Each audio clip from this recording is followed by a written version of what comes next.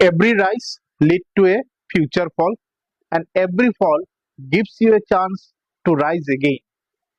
So এইটো এটা ইংৰাজীত বহুত বিখ্যাত এটা প্ৰবাদ।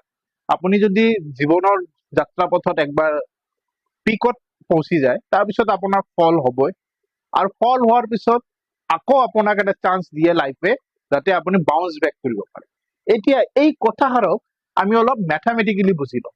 কেনেকে চাব, স্কুলীয়া জীৱনৰ পৰা সাইন কোসাইন ফাংশন আমি শিকিছো। তো এই সাইন ফাংশনটোৱে আমাক কি বুজায় চাব, আপোনালোকে যদি স্কুলীয়া জীৱনত সাইনৰ গ্ৰাফ নটিচ কৰিছে, সাইনৰ গ্ৰাফটো কিছু এনেকুৱা শেপত আহে।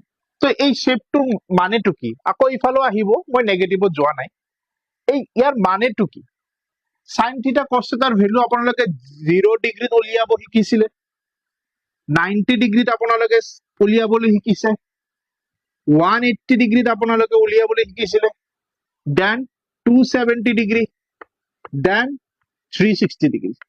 এতিয়া একবাৰ মনত পৰক, সাইন 0 ডিগ্ৰীৰ মান 0 আছিলে, সাইন 90 ডিগ্ৰীৰ মান 1 আছিলে, sine 180 degree it was again your 0, then -1, then your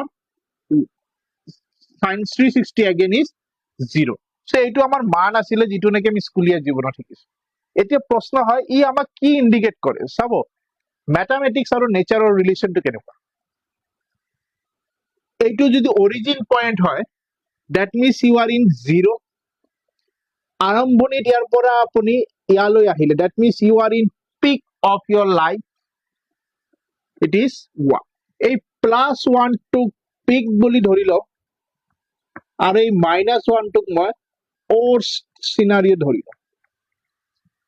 ইয়াৰ পৰা ইয়ালৈ অহাৰ পিছত আপুনি আকৌ 0, পিকত অহাৰ পিছত আকৌ আপুনি 0 লৈ আহিলে, আৰু অলপ বেয়া হ'ল আপুনি কলৈ আহিলে, -1 লৈ আহিলে, that means worse scenario of your life, আৰু ইয়াৰ পৰা আহিলে আপুনি আকৌ 0 লৈ। তাৰমানে এইটো কেছ আমি নেচাৰৰ লগত কেনেকে ৰিলেট কৰিব পাৰো, আপুনি যদি ওচেন ওয়েভ চাইছে, একবাৰ ওপৰলৈ আহিব, তললৈ নামিব, আকৌ ওপৰলৈ যাব। একেখিনি আপুনি সাউন্ড ওয়েভৰ ক্ষেত্ৰত কৰিব পাৰে, বা নেচাৰৰ লগত ম্যাথমেটিক্সৰ সম্পৰ্কই এইটো, নেচাৰে যেটো শিকায় আমাৰ দৈনন্দিন জীৱনত যেটো ঘটনা আমি সচৰাচৰ হৈ থাকে, সেই সকলোবোৰ এই সাইন ফাংশনে ডিফাইন কৰে। ইউ আৰ স্টাৰ্টিং পয়েন্টৰ পৰা আপুনি পিকলৈ আহিব, আকৌ 0 হ'ব, আকৌ নেগেটিভ আহিব, আকৌ আপোনাক সুযোগ দিব, আপুনি আকৌ ষ্টাৰ্ট কৰিব পাৰিব।